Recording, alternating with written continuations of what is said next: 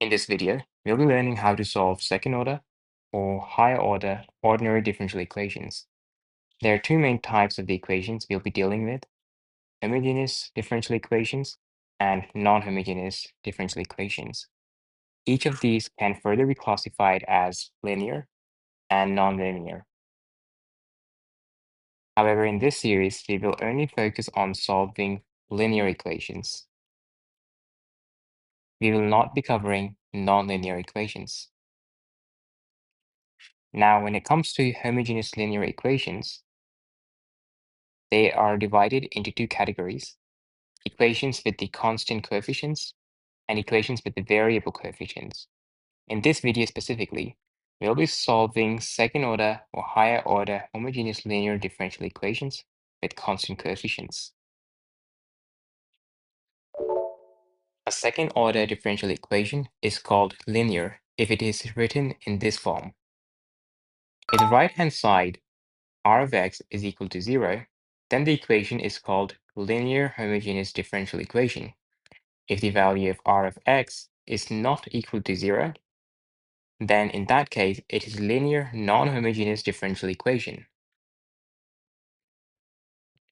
Before we move any further, let's consider a second order linear differential equation with constant coefficients.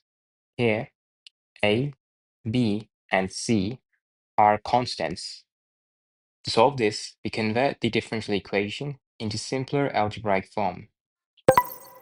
For that, we look for a function whose derivatives remain of the same form after differentiation. The exponential function, let's say e power x, is ideal because the first derivative, d over dx of e power x, is equal to e power x, and the second derivative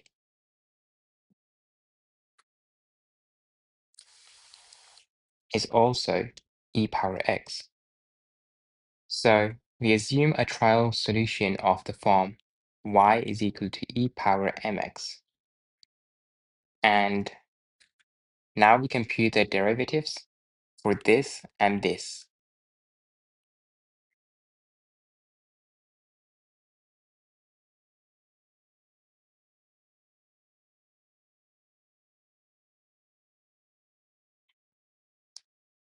Substitute these into the original equation, and you're going to get this.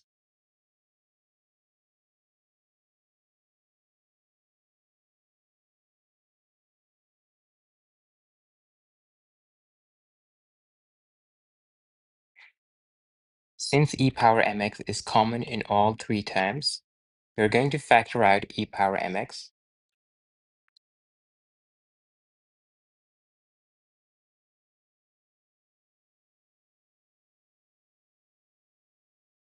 Since e power mx cannot be equal to 0 because it is already the solution of the differential equation, the only way this equation can be true is if this is equal to 0. Hence, we're going to rewrite this.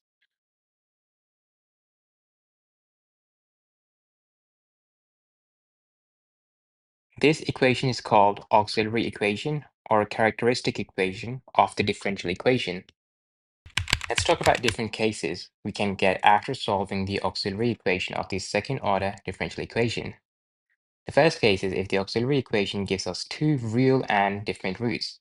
Let's say m1 is equal to something and m2 is equal to something. Then the general solution is going to be this. If there are going to be three real and distinct roots, meaning that there is also a value of m3 is equal to something, then we are going to do plus c3 e power m3x. When the roots are real and equal, that is, the roots are repeated, you only get one value, say m1. In that case, the general solution is this. If there are three repeated roots, say all equal to 2, m1, that is equal to m2, that is equal to m3, that is equal to 2. And the solution is going to be y is equal to c1 e power 2x plus c2 x e power 2x plus c3 x squared e power 2x. You can see that as the number of roots are increasing, the power of x is increasing from x to x squared to x cubed. Now let's discuss the third case, where the auxiliary equation gives us complex conjugate roots. Suppose the roots of the characteristic equations are m1 is equal to alpha plus iota beta, and m2 is equal to alpha minus iota beta, where alpha and beta are the real numbers and iota is the imaginary unit. In that case, the general solution of the differential equation is going to be given by this. We have already seen the general solution formulas for all of the three cases. Now let's focus on how we can actually derive the second solution in case of repeated roots.